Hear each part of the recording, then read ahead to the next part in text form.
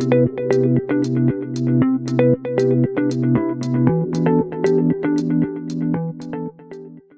morning, everybody. Welcome to Feature Friday. They're always so great for entertaining. So let's nestle into our seats, okay? And then we're gonna let Steph and Deanna take us on a little client MLS write-up journey. We're so pumped. Woo! So We're excited. pumped. Okay, so I will share my screen. Yes. This always makes me panic. So if I go to the big, do people see the big screen or I have to share that too? We don't see any. Oh, there, Okay. we have it now. You're So good. we Just hit see the your slides, and then once you're in presenter mode, we should see it just fine. Oh, Oh, lovely. Forgot to change the logo from last time. whoopsie doodles. It's okay, we're just gonna Photoshop right over that. There we go. We're in, right? Like this is the good stuff. This is the big. Skip to the Yes. next slide. Yes. Okay, amazing. So thanks everyone for joining on Feature Friday. So Steph and myself are going to go over write-ups. So this is a very, very important part of a listing, being a listing agent. And essentially this is like a back to basics lesson. So we've got all sorts of technology, all sorts of applications that can aid us and help make us better. But this goes back to like the fundamentals of writing up a client MLS, Yes. things to look for, ways to make it effective, because we know that people's attention spans, mine even, is like 5 seconds long. So if they're reading and their eyes already glaze over because it's full of just like flat words and nothing personalized or descriptive, they're Or probably all not going to read AI. it. What's that? I said, or all AI. Yeah, exactly. So it's really taking the time, and I firmly believe our listings deserve so much love. They deserve all the love in the world when it comes to all factors of the listing, and the write up is something very important too. So let's get going. And especially now, like we are inundated with and like I said, this is not knocking like all our aids like ChatGPT and Gemini. They are very helpful and they can help you tidy things up, maybe clean things up grammatically. But the essence of the write-up and the essence of what you're trying to describe, that falls on you as the listing agent. You know about the house. You know what makes it special and what makes it stand out. So you've got to really like guide that and set the tone. So Yeah. here's the first one. This is called nailing the hook. And this is what I was speaking to with that kind of first 5 seconds. You've got to start strong with one sentence, like creating a character for the house. Really, really, we want to be focusing more on emotion now because everything else, again, like I said, falls flat. So you want to draw in that emotion and really focus on the differences of the house of the property, like right off the hop. Because, like I said, now, does anyone know how many characters? Now, this might be different for different boards, but for the Toronto Real Estate Board, do you know how many characters are allowed in a client MLS? Can anyone just shout that out if you know how many characters? 2,000? Yes, I was thinking 2,000. 2,000. So, like, didn't it used to be 200 like a while ago? Yeah. Yeah, like when you To look get at the right. history of listings, they're like short form words. There's like Oh two yeah. sentences. Yeah. So you had to get right to it. So now we do have more the luxury of more to say, but I find it can get what's the word like word vomit that you Yeah. just say so much that it just my eyes glaze over, that's for sure. So we want to get right to it. Yeah. Yeah, exactly. Focus on the differences. I'll make an example. Adrian and I just co-listed a cute little house in Virginia Beach, and the most important parts of the house was the lot size because of the potential and the fact that it had an owned waterfront strip. Like if we started by through the front door into the house, out the back, down by the water, like no one would know. People, I found that people still had a hard enough time wrapping their heads around that there is owned waterfront. And we said it in like the first little bit. So you've got to be really clear with your listing. Start off of what's the most important features, and then that'll hook people in. So we have a few examples here. Like Sorry, sorry. rich in yeah, I was going to read the Exactly. examples, Yes. right? Rich in Yeah. history and charm. You know, this enchanting property is nestled alongside the prestigious hedge road and backs onto the renowned Briars Golf Club. So really just like painting a picture and describing these, you know, these beautiful properties. And unlike, as I said, you know, just sits next to Briars Golf Club, like explain, like Briars Golf Club is renowned. So just And what adding about in, it? Exactly. Adjectives. English class. right? Renowned, right? Yeah. And the next one here, so escape to the extraordinary, timeless waterfront cottage. So that speaks to this particular listing because it was older inside. However, it was a fantastic layout. It stood the test of time. And so we thought timeless would be a great way to describe that. And one of the most important features of that property was the 143 feet of west facing shoreline. Like bingo, bango. People needed to know that. And that was one of the reasons why that house sold so quickly for a ton of money in that location. Yeah. Was that shoreline. Like some of them are 40 feet, some are 100, some are 75. This is like one of the widest. So I wanted to make sure we got that like nailed and that it was west facing and that it was pristine, because one of the biggest questions people ask when they're searching for waterfront is, what's the water like? So it's pristine, it's west facing, like sandy, clear, good stuff. So that Yeah. got people in right away. Absolutely. And then I think another thing to remember, because we see it all the time, especially when it comes to the hook and that first couple sentences, is I see it like all the time, this rare. Everyone refers to everything as rare, but is it really rare? It's like this rare detached 4-bedroom house Yeah. in a subdivision. There's like a million of them around them. So just Yeah. be cognizant when using that word. Is it really rare? Yeah, exactly. And if it is rare, you have to communicate what is rare about it. Is this rare because it's the biggest lot on the street? Is this rare because this is the only one that backs onto ravine? Like, what makes it Rare. rare? Yeah. Amazing. Awesome. Any comments so far? No comments means you're loving it. No, I agree with you, Diana, because I know that they tried to sell this house before and then did move because nobody like really mentioned the most important feature that you mentioned at the very beginning about the waterfront parcel. Exactly, exactly. Like, just know that humans are busy. We're inundated with all sorts of things all the time. And if it doesn't catch our attention right away, we could miss an opportunity to get buyers. Okay, next one. So we've got the hook. People are actually reading. So you start big and then you drill down. So again, like location and standout features first. So, right, what's the view? Like, what makes this different? What are you close to? What kind of lifestyle is this? Or what are the notable upgrades? Like, has it been renovated down to the studs? Is this in a lifestyle community? Is it close to trails? Like, who is your avatar? Who are you trying to Sell this impress one, here? Exactly. Who's your demographic?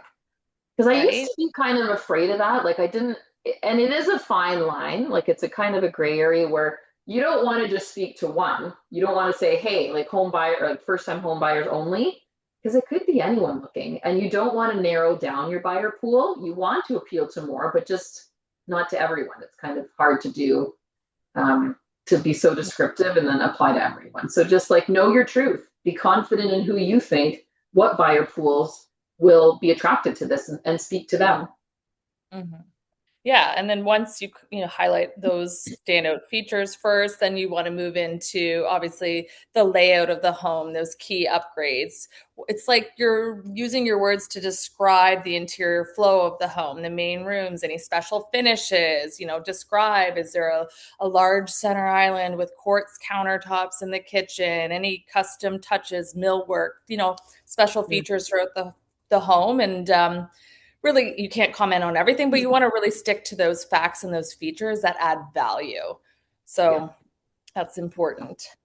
exactly. I recently had a listing where I emphasized why or how it would stand out to other listings. Because this was like a 4-bedroom brick home in a neighborhood. So like obviously lots of those going around. But the difference was this had a 4-car driveway, whereas many were just 2. It had a full double garage. It had a wide lot that was fully fenced and gated, and the basement windows were above grade. So I touched on like in-law potential, like bright basement, right? To try and appeal to those who might have multi-gen families, might need in-laws in the basement, might want to put in a door where one of those giant windows are, and make it a rental suite. Like, who knows? So I wanted to touch on those things because you either have those or you don't. You either have the big windows in the 4-car driveway and the wide gated property, or you don't. So we're wrapping. So once we're through the house, we talk about outdoor space or bonus features. So again, like, tell me about the lot. What about the lot? Is it fully fenced? Because that is a bonus. Is it gated? Are there mature trees? What else about the lot can we talk about? Like, it's all about those adjectives describing the noun, right? Mm-hmm. Anything else to touch on there? No, I think we're good on following the flow through the home. So starting outside location, moving inside, and then to the outdoor space, right? Yeah, So this absolutely. is just, again, the best kind of practices. Yeah, so now we're on to being accurate, but also aspirational, right? You want to be honest, but you gotta, spruce things up a bit, sell the sizzle, as we say here. So we've all had these listings. I love these realtor code words because we all know what they kind of mean. If it's small, you don't want to say it's small. You want to highlight the smart design. Or if it's dated, lean into the charm. It's a cherished home or the potential of that home. And I know Dee loves her code words here, so I'll let her go through them. Yeah. So things like gleaming hardwood, like it better be actually gleaming. It better be like pristine and shiny. Don't just say, gleaming hardwood, or don't say stunning if it truly isn't like a wow factor as soon as you walk in, right? So just watch for those things and how they can be interpreted by the reader. So again, like down here, we've got use these things to elevate the truth. So solid bones and a smart layout. That could be good for people who want renovations, first-time home buyers, because as it says here, it might not be stylish, but it works. And that's where you can put in some sweat equity to make some money. So solid bones is super important. You can have those lipstick on a pig flip renos that look great, but they're crap and the bones are garbage. I would rather have solid bones and a good layout than something that was quickly put together. Right? Or, you might have a nice home with a full unfinished basement. So there's, endless potential down there. Nothing's been done so far, but you can do it, right? Make it your own, create the space that you want. Yeah, just waiting for your vision. You're going to need vision and money. Luckily, you can get a purchase plus improvements mortgage, which will be another discussion. Right. Or, sometimes older homes, century homes, there's unique features there, but we call them like character details throughout. So they often have beautiful crown molding that you wouldn't see in more modern, traditional current homes, or just those kind of unique features. So as I said, we call them like character details. This home has lots of character, right? Exactly. So again, my favorite, add those adjectives. So don't just say, windows, hardwood floor, backyard. Like describe, what about the windows? What kind are they? Are they floor to ceiling? Is it a big bay window? What does it overlook? Hardwood floor. So like what kind of hardwood floors? Are they oak? Are they maple? Are they, bamboo? Are they imported? Like tell us more. Yeah. And then the backyard. Tell me what about it, right? Because the more adjectives you word, these are emotional hooks, and it could reach someone's potential. And I'm sure like SG or like these are probably also code words that can be picked up by search engines or chat Yes. GPT, like I'm sure, right? So the more of these you put in, it can be picked up in other ways. That was a yes. Perfect. I'm on it. Yes. I'm on the right track here. It was. Yeah, exactly. Yeah. And then Yeah. So as right. again, going back to that emotion, that Yeah. imagery, the value, it really helps buyers envision and see themselves in the space. And that's what it's all about. Painting that picture, making them, as they're reading it, Mhm. bringing them in so much so that they want to actually physically come and see the home. That's the whole Yeah. point.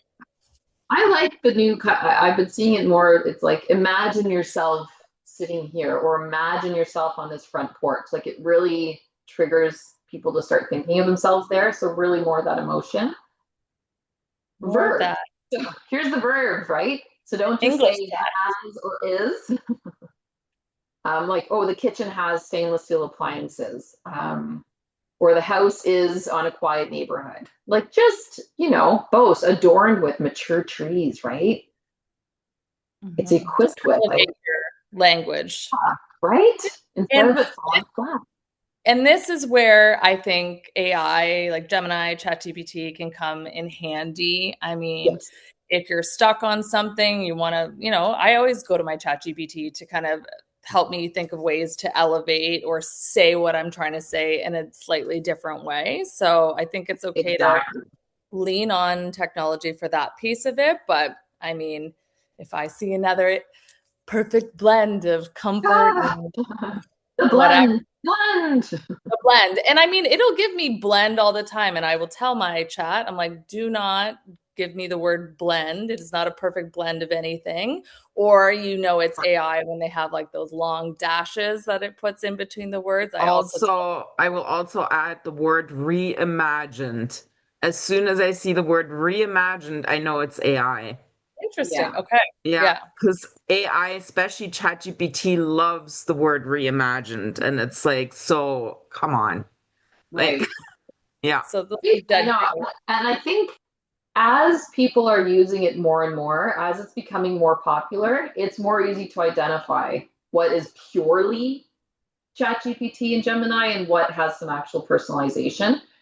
And what would you guys think? Like, just shout it out because I can't see everyone. But what would you think is the downfall of, or some downfalls of just of seeing a description and it's just ChatGPT? Like, what would that say about the listing agent? Perhaps just shout it out. What does it say about the listing agent if it's just ChatGPT? That you don't know about the house. Lazy, lazy, Yeah, lazy. right. Like, this is our job. We get paid good money. The seller puts faith in us to do these things, and it's going to be read by, like, potentially, what's the reach, right? What's the reach on these things being read? So it's so important to give it the time and the love that it deserves. And the And other thing is that you know the house better. You've been inside. exactly. AI does not know all those details, right? Yeah, and I mean sometimes. So for me, when I'm doing client remarks, I have it on like a Word document, and I just kind of punch away at it over a few days. If you're really stuck on something, definitely like throw your remarks into ChatGPT or Gemini, and then just see if they and just don't copy and paste the whole thing. Like if they write a sentence better than you, where it just sounds better and it gets your point across clearer, just paste that back into your paragraph, right? Like you don't have to take the whole thing, just take bits and pieces. If you're trying to say like something about a laundry room that's direct access to the 4-car garage for car enthusiasts, but you can't just figure out how to make it roll and sound nicer. Obviously, like use chat, use Gemini, use those things, and then just paste it back into your remarks. So it's still you, it's still authentic, it still has an actual voice, but you're definitely using those things to help get your point across clearer. Yeah.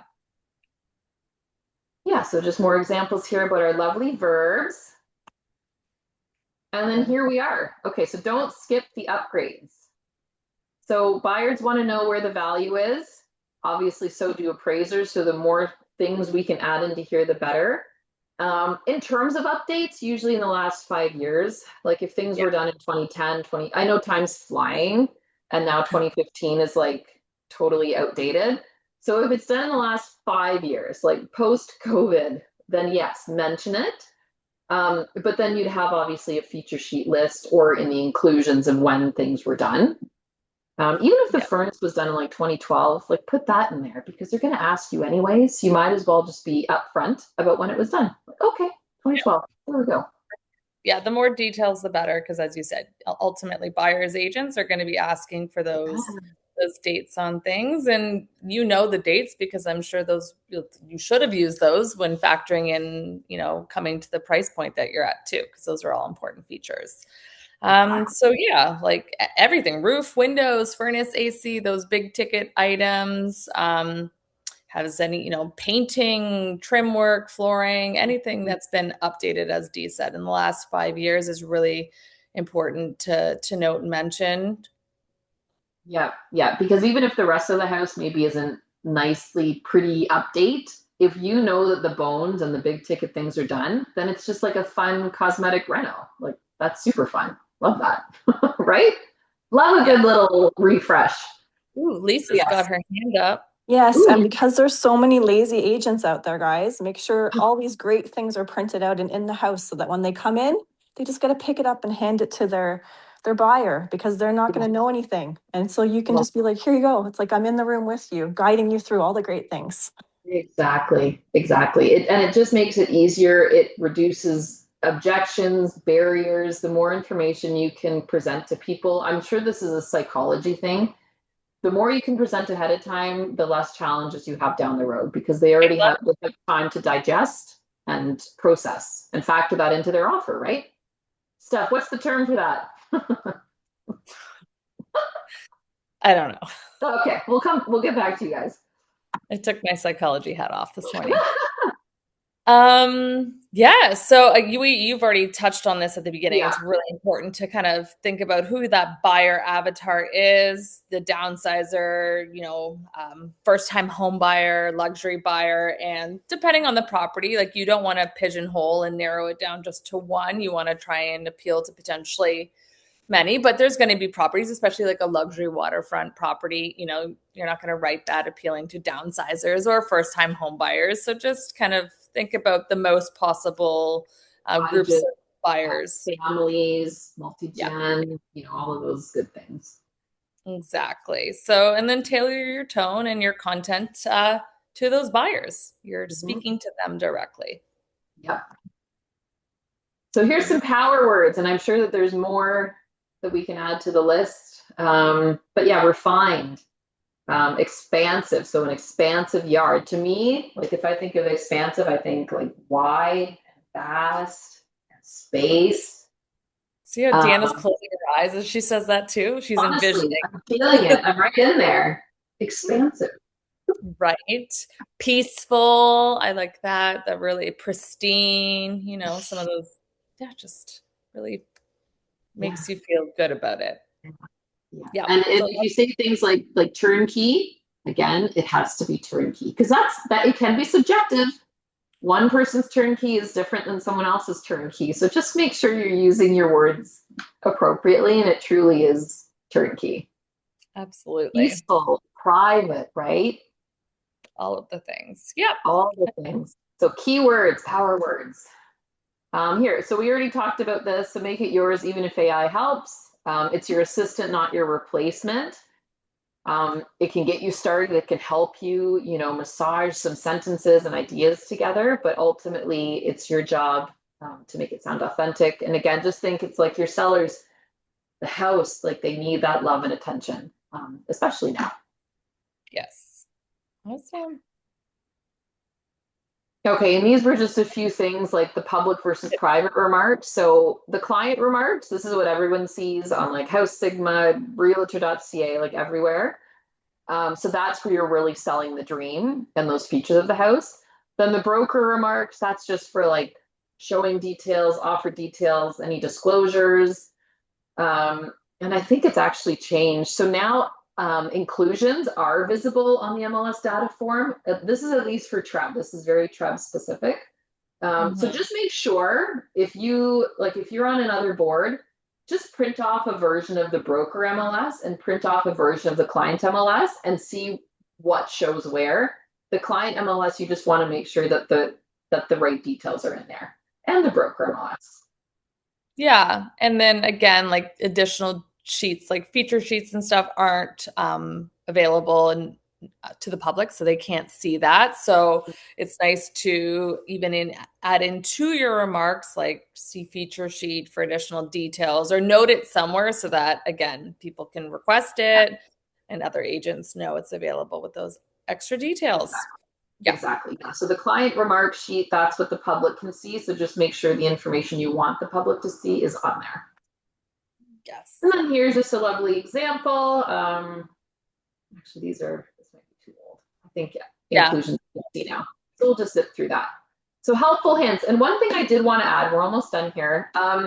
As everyone obviously scrolls Realm all day long like I do, and you're looking at listings and you're reading them, what catches your eye? Like, just ask yourself, what are you reading that you're thinking like, hey, I really like that. You can save it, like add it to favorites. If you have like client remark favorites, like just start something there so that you can go back and if you want to use pieces, right, like for inspiration. But yeah, just think to yourself as you're looking at listings today, like which ones catch your eye and which ones fall flat. Mm-hmm. Right. And you talked about sorry, yeah. Go ahead. After you. No, I was just going to say, we already talked about it, working on it over a few days. I always like to kind of draft it a couple days before. I get my professional photos in. I like to pull those back up to get some inspiration again about the property. I'll do some further tweaks, and then ultimately, usually the night before or the morning of, but my remarks need to be in, I'm giving it one other once over just to make sure I'm happy with it. And oftentimes I've sent it to Deanna to lead into the next one there, or another teammate, like have someone else proof it, read it. I get agents all the time sending me their remarks, wanting a second opinion on it. And I know Dee does as well. So we're always happy to take a peek and have a look, because sometimes it just helps to have, a second set of eyes on it. Anna, I know you had a question. Yes, I just wanted to add that depending on the seller client, if it's high C, for example, right? So I always share with them the description before even, what do you like it? Like, what do you like in it? What do you want me to add to that? Because you know your house better than anybody else. That's an excellent point. Yeah. Because some clients, absolutely, they want to read it and have input and say, and then others are fully trusting and let you do your thing, right? And the thing is, sometimes it takes time. You already loaded the listing, and all of a sudden they call you back and saying, "I don't like this and I don't like that," and then you have to recreate the new description. Yeah, so it's probably best practice, then give them the opportunity to weigh in before listing day so that those changes can be made, right? Yeah. So yeah, if there's one piece of homework today, it's just being more intentional and mindful as you're looking at listings on Realm, and see which ones catch your attention and evoke some sort of emotion, and which ones do you gloss through and you're like, this is definitely written by AI, a robot. Amazing. And that is it. That is it.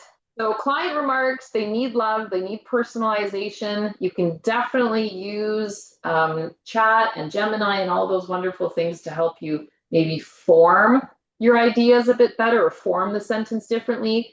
But initially, it's got to come from the heart, and it's got to be personalized, because I think as we're seeing more and more chat and all this assistance, we'll stand out by being the few that's still personalized. So that's it. Any questions? Any comments? No. It's all flowing. It all makes sense. Amazing. Okay. Oh, so we're going to hop on to Realm right now and start looking through listings. And Jake wanted to say something. Oh yeah, sorry, Jake. No, it's all good. I was just gonna say one thing that I found really powerful too, in asking those questions that we go through with our sellers when we get together with them about what do you love about the house? What brought you to the area? I find if you work those into your client remarks, it really goes a long way with your sellers as well, just to show that you're listening to what's important to them and that you're helping find the buyer that's going to value that stuff. Yeah, that's so true. Awesome. So true. Love it. All right. Okay. Well, thank you so much, and looking forward to reading all of your beautiful clients. All right. Amazing. Thanks so much, ladies, Happy for Friday. coming on this morning. Have an amazing day, everybody. Always happy to talk about verbs and adjectives. So good. Bye. Thanks, ladies. Thanks, guys. Have a great day. Have a good day, everyone. Bye. Bye, guys.